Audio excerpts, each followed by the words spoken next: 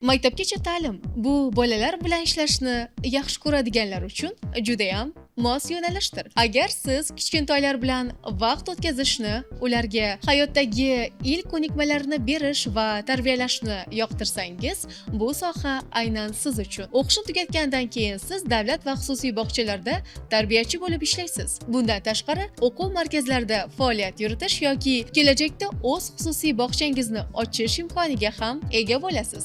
Daromad o'rtacha 3-4 milliondan boshlanadi. Tajriba ortgani sari 6-8 million so'mgacha oshadi. Agar o'zingizni rivojlantirib, rahbarlik darajasiga chiqsangiz yoki o'z bog'changizni ochsangiz, daromadingiz bundan ham yuqori bo'ladi. Karyerangizni siz tarbiyachilikdan boshlaysiz. Keyinchalik metodist, bog'cha direktori yoki ta'lim sohasida rahbar mutaxassis darajasigacha chiqishingiz mumkin. O'qish davomida siz bolalar psixologiyasi, tarbiya metodikalari, nutq va tafakkurni rivojlantirish, o'yin orqali o'qitish kabi muhim ko'nikmalarni o'zlashtirasiz.